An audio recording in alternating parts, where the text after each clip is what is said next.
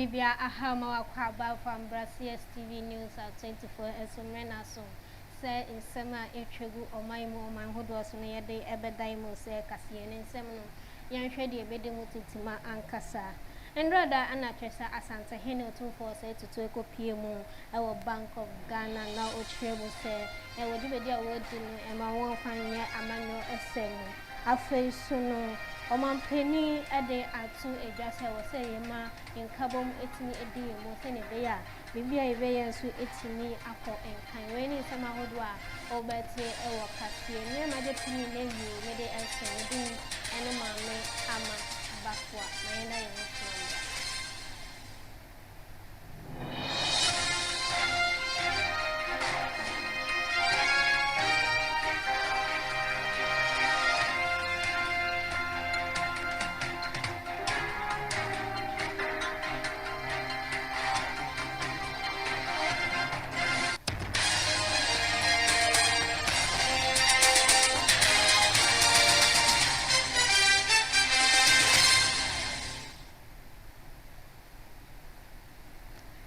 kasi ebe yo de se kasi ebe ba wa kwemu aboafo bi ana omuso yasne ya de kasi yi ede ebe so mo Sarah's Dream Jewelries, Amsel Block Machinery and Block Manufacturing, Rema Ocean Agency, KS Wafime School Limited, Sile Sweet Home Brown, Nap Apartment Hotel na so Crystal Direct Pet Shop omo ana dani de na omo boy ye chidoma ye de kasi ya boabo no ye de ebe so mo na insem no ye share yensem no ase ye de ni ebe kwa kochire mo ewo Ghana mampeni John Dramani Mahama na kache na onim se nrada na eye na fishia da edi kan kra se obetna abenwa ne so na wode atu edwa wo trebu esem wa bra che se obetna abenwa ne so no ohawa penisi ete se obetna so na nyama nheda enkoyie kra na mom no wotimi aboa enam ne nkrofo anase abegyefo a wotimi epa won ho keka ni edumaden a wode esumye aboa machesende ye nyama enso etimi atoto na kwem. My fellow citizens, leadership is a privilege, but it's also a load we are asked to carry. And over the past year, we have come face to face with the weight of that load. Economic hardship, social anxiety, global uncertainties, and of course the legitimate expectation of our people. And yet through it all, God has stood by us. Our democracy has remained strong, our institutions have held their own, and our people have shown resilience, patience, and faith in the future of our beloved nation. And so for all this, we are grateful. First and foremost to the Almighty God. We are grateful for His protection, for His peace, and the safety He has granted us. We are grateful to the men and women who wake up every day to keep this country moving, to our farmers, our traders, our workers, our teachers, our health professionals, our security personnel, our artisans, entrepreneurs, and our public servants. We're grateful to our traditional leaders and the clergy, our religious leaders, who continue to offer counsel, guidance, and moral leadership. We're grateful to our international partners, the diplomatic corps, for the work you do every day to promote bilateral friendship and international cooperation. Na Ghana mampeni John Dramani Mahama ekasawie ye echire na teso wo Sunday etu edwa wo chirebu se eye nrada na sesomu a wode ehihye so ewo Jubilee House won kran kokune matemu ana wo chirebu se wa brache se obetena abenwa ne so no eye afempinu ni eduonu anan abato ekoso just say what share SS or me enya abenwa no no betena eso a just say rebuilding, renewing and after so resetting no or say eno anna esi neni so kwa se obeboa ama o man Ghana so etimi enya ne tampa di efra no de atu edwa wo tire mo se wo se wotimi aboa ama inkabom eye kese ewe mu se ne be ya bibi biara nso a yepese ye ewe o man Ghana won so ebetimi akonkan de amayo. Today we gather not as members of different faiths or political traditions, but as one people united in gratitude, humility, and reflection. Today we gather to give thanks. We give thanks for life, we give thanks for peace, and we give thanks for the opportunity to serve. 1 year ago, the people of Ghana entrusted this administration with a sacred responsibility to lead our nation through a difficult period, to restore hope, to stabilize our economy, and to reset the direction of our national development. Today is not a celebration of power. It is a moment of thanksgiving for the opportunity to serve the people of Ghana. Today is not a declaration of triumph, it is a reaffirmation of purpose.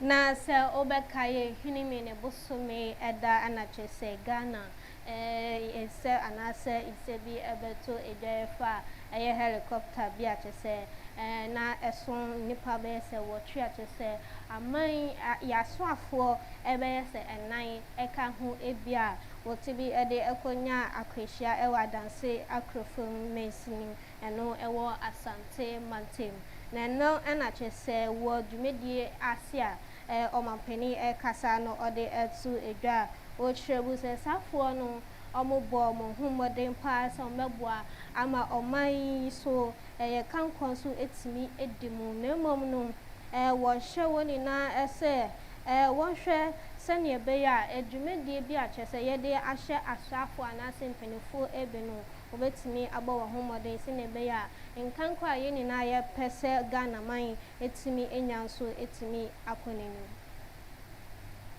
A year ago today we gathered at the Black Star Square with excitement to swear the oath of office to take over the reins of government of this dear country of ours. There were some colleagues of ours who shared in that excitement who today are not with us. And so in honor of the memory of our revered colleagues, Omani Boama, Murtala Mohammed, Samuel Sapong, Samuel Abaji, Muniru Limuna, and our 3 military servicemen, I'll ask that we all rise and observe a moment of silence in their memory.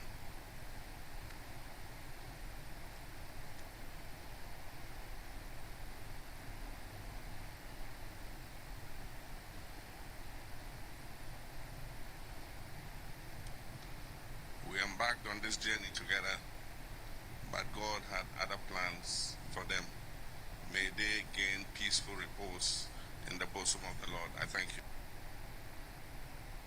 Na mayombo remu ewo adisia ensemu no oswafo hwe adisia ensenso harina driso ono kreya eye mrashe bedwani de ma adisia wo Temari South ode atu edwa wo kyerem se wo hwa amamra eye afia pema hankron ni ediokron mienu 1992 constitution no ose impedifo ejine mu pampen ose omampeni John Dramani Mahama na inkrofo bi kase ba tete mu anase so obekọ ne presa so na wetimi ebu oman ewo obetimi ebu oman no ewo man Ghana how do we say no what they atu edwase amamra no de emu egusu anase egusu ginemu pampen a chese ensosaye bia so entimi embem.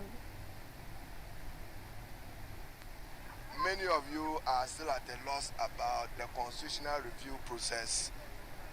2026 will be governance year agenda for President Mahama.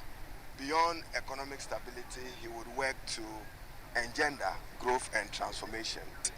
It's important that you, the media, appreciate that the constitutional review process which was set up under the Prempeh Committee is not the same as the constitutional review established under Article 278 of the 1992 Constitution by President J.A. Mills. So currently, there's a team of crack lawyers who are reviewing the report that was submitted to Excellency John Dramani Mahama. After that scrupulous scrutiny, it will be subject to cabinet, party, political party, and public engagement. And as the president rightly announced yesterday, there will be a constitutional review implementation committee which will walk through the process of entrenched and non-entrenched provisions. So those of you who expected that a white paper will be issued, you got it very, very wrong. This constitutional review led by Prempeh and Co. was not established within the true meaning of Article 278 of the Constitution. So no white paper will be issued in that respect. But what is acceptable will be declared and made known to the public. Now, Russia beginning the ma additional war of Kankwe South, a year and this Adomako, and so it is Atuja, which she will say, oh, share a film pinuni if you know in room, or brought yourself, Penny John Dramani Mahama, Evertina, Abena, or born whom were doing Papa Paye in Yuma, just say, wait to me, I hear a quine, Afe, I am a Sabiani, near my Ahodwa. Just say, oh, boy, Penny John Dramani Mahama, Abaso Pa, a year, what she will say. So, of a set or manu, a percentage, be our manu, or how much you move in your club.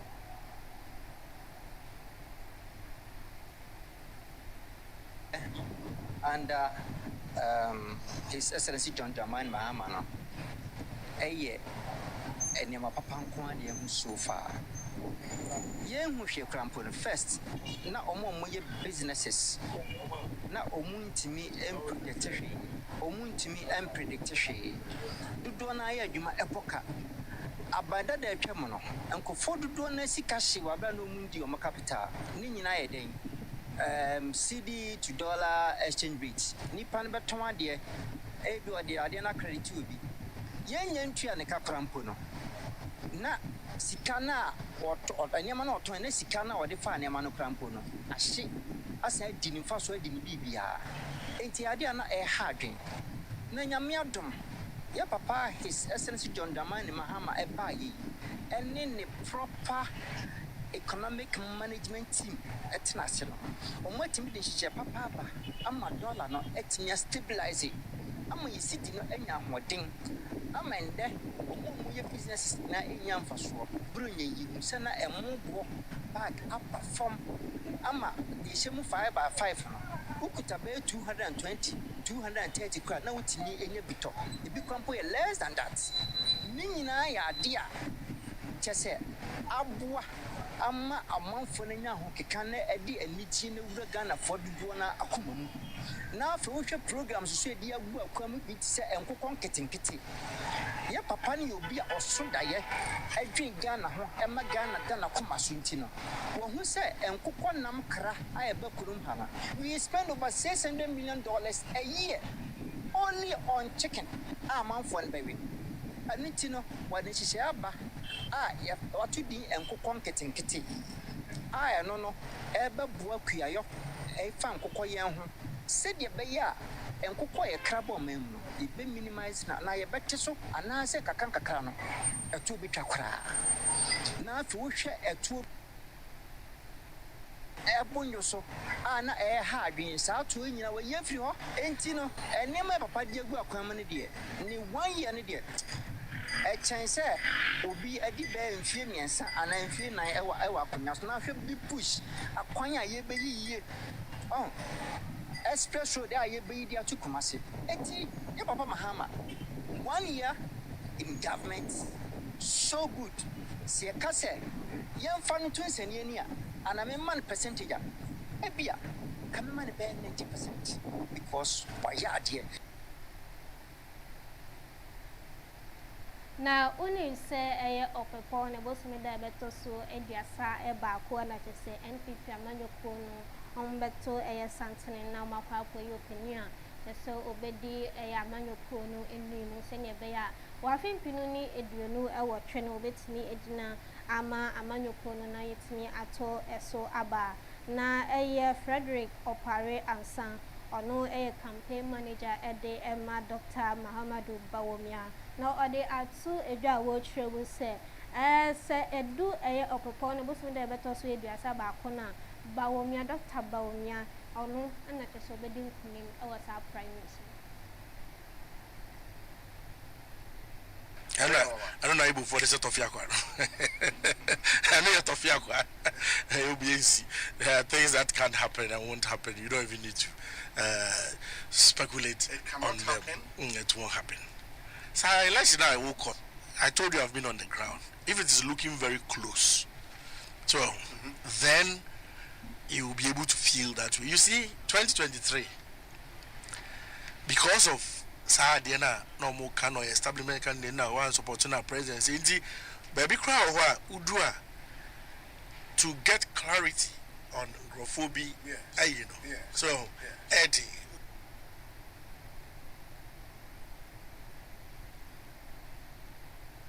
Now O'Shea is a service so can offer at an homes and same at two judges and now in 24 every name so be free amanone to me about oh my Ghana ha send a bay at training so yet to me they are bono.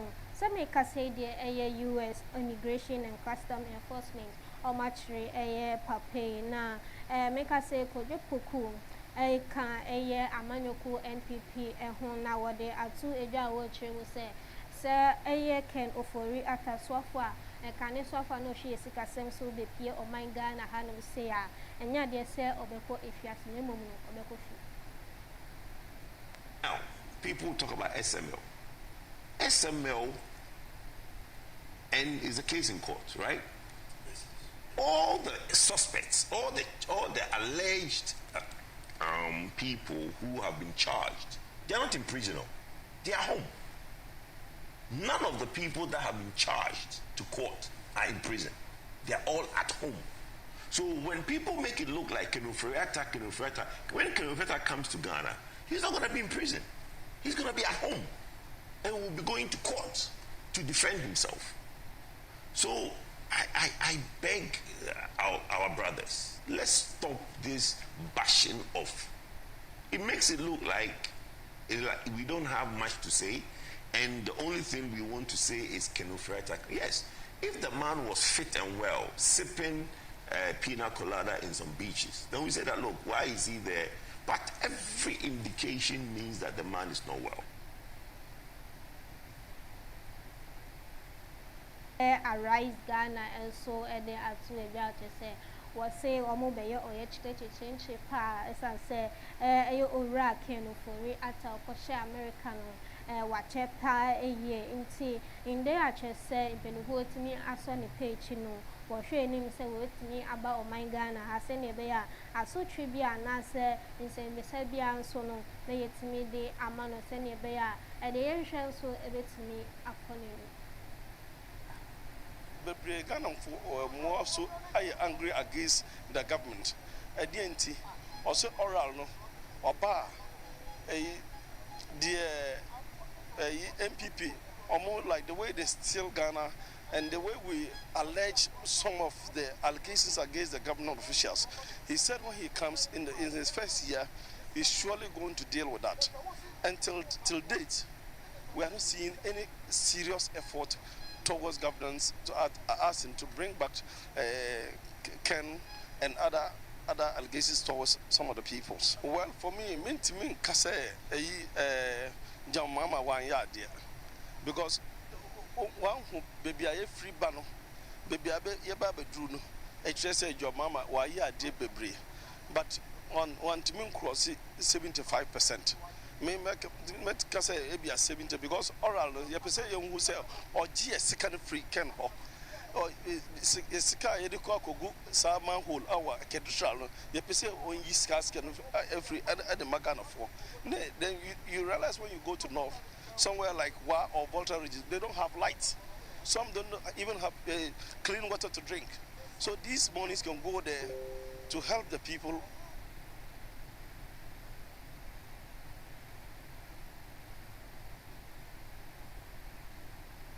Ghana buying a day to a just a rubber to say a crack a free amount who does a day a bar or my Ghana and we say no. Elmo actually as an answer almost and call a hobby on Koje. Nano and I just say Roberts Farmers Association of Ghana. Also, what they are to a job, which some may or your church change pa as I say a day a year rubber just a walk cry.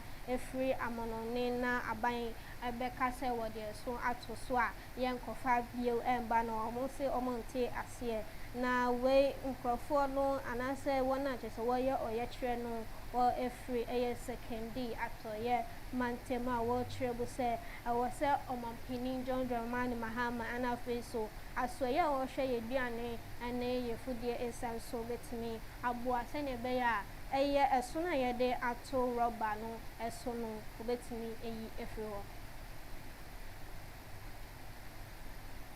mayenjan se we so na ya home so ye ba ye de mu senso beso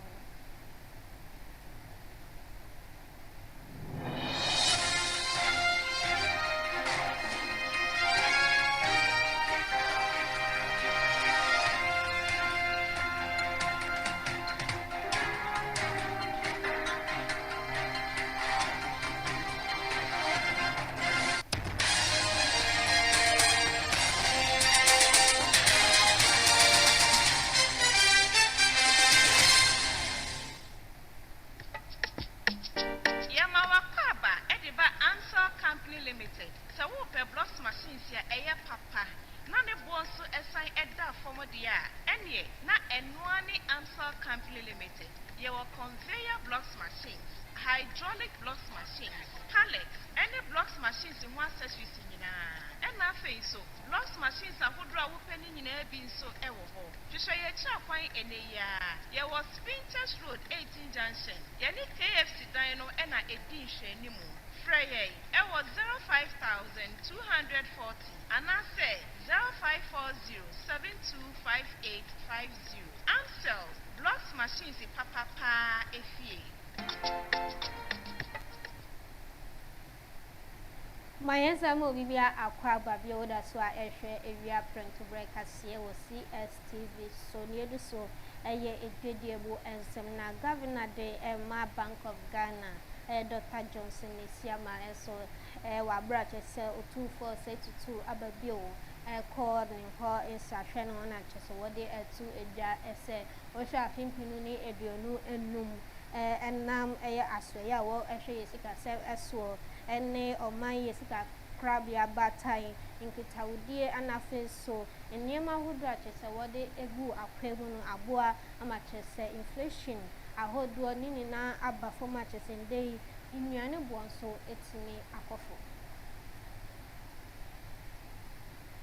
Inflation, which is the first one, it stood at 23.8% in December 2024. Inflation has fallen sharply since then. By October this year, it got to as low as 8%, and by November, it got to 6.3%. This morning, we woke up to the news that for December, that is the end of last year, inflation got down to 5.4%.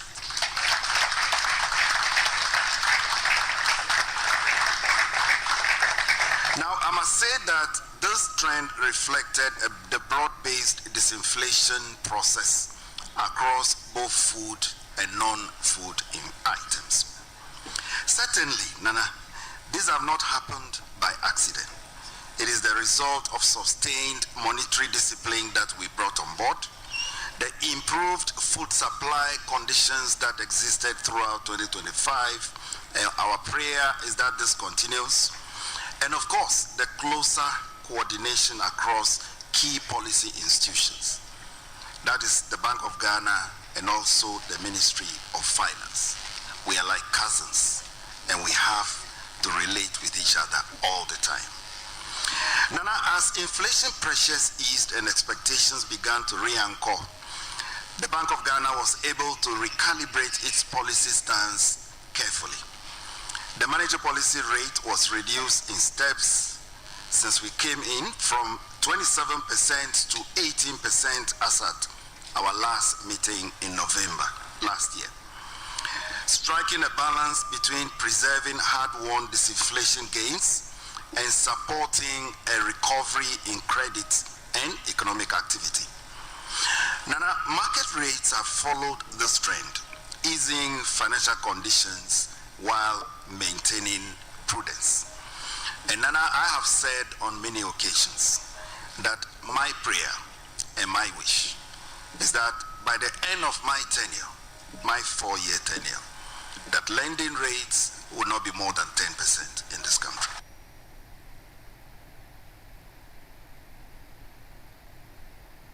Kasawiye ye echire enachese asante hini otufo osai tutu ababio otosu mienu ede adesre eto asoye anase oman yefika crab ya batime Bank of Ghana ese ewodumedi awode no wonhwe na wonfanye amanyose.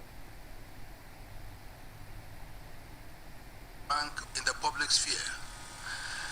This is a unique institution with a mandate that ultimately affects every citizen of the land. Ideally, this citadel should be a fortress, insulated from the strings and arrows of political warfare. Whatever it is, we should think twice before we do anything which has the capacity to cast a stain on the integrity of the bank.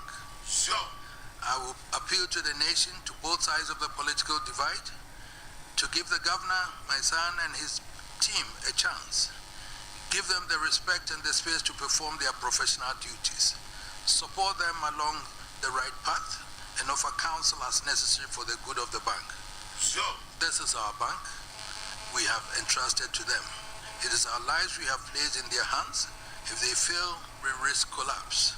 Sure. If they succeed, we walk in wealth and glory. Thank you, my son, Governor. Sure. Thank you, the deputies and the management board. Thank you also for the MPC and the executive. Sure. Thank you, management and staff.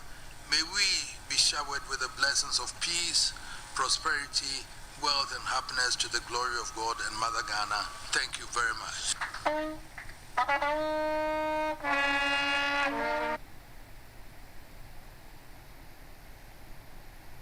My so Sebeka say Iran and Imafua just a war Amoyo Yeshire Chirinche Pani Nane say in Yanubo Aye de Pa Ewo Hodnum Nano and now so Emma just say Wabra or your channel air cost no police near just say or no air pedding pa or call ye say or quack or share any bear as soon Jema pa and so ebetini a coso Ewo Hodnum or be a day Sakai. A war 9 paper I can say dear why media. I feel my uncle a good year more and some canny a free year not to say or bought a Siakai a day Emma a Ghana blasters. Nowadays, I two a year will say Osha 2025. 2026 a year AFCON I just say oh my Ghana into me uncle Bino I see what the oh my Ghana and who ya it's a football there now the Obia so say one man taking chances that means like Robert Nafi no show more no boat TV sanity you know every time be on being like national team on being a chance to play qualifiers and I was able to make a Euro instead of meeting my qualifier. Will be a generation be anyway, so almost more time we need to know and no mean to me the difference in room because generation be any players national team a fray and I say no more normal ball okay so at least more generation so I say you know. Enunti eye free ye akwa ana ote se o kasa no na ye to aye sebe no eswa enano da se obekaya bukum banku ne babema entokwa bi akwa so oni eye bema bi ente ana so bema bi ente ba te se hu krante so etbi etwe eba emu a ndei eye bukum banku na nkasa etimi epia bontin ede atwopa ede amana nanma twan akongwa wo eye ga machine ana fensu ebusuafo a ne babbe ma no etimi edi wonya sabe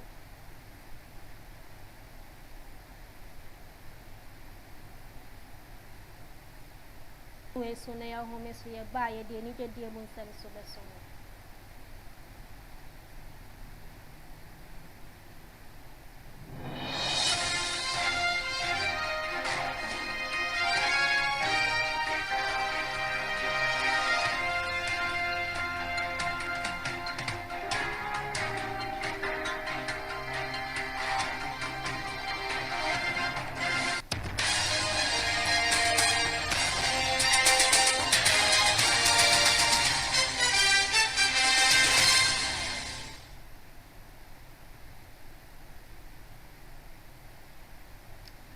Meda se na wo ani de mu ensem na councillor Lutrotin so de so wa betu edwa wo trewu se bi ukunu na so yere ewu a ho hia kra so betina ho atwei mpendodo ansa na waka se wo kwa akọ ware na o de atu edwa wo trewu se enimeni ya yimpo se eyiyo no ekọ na wie ya obetiri akọ ware bi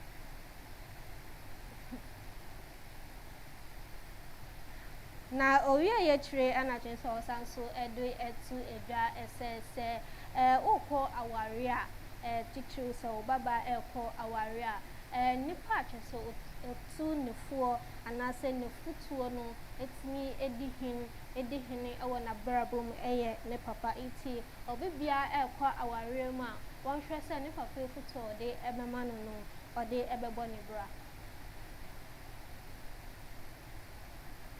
Ariye busiafo ase na kase ye boaboa no yedi ebesi ewa ha Sarah's Dream Jewelries Amsel Block Machinery and Block Manufacturing KS Raffines Co Limited NAP Apartment Hotel Crystal Direct Shop omo ana so ya se yedi kase so ede ebeso mo wo yede mu aboafo ni na ase ede am je so ne maame ama bafwa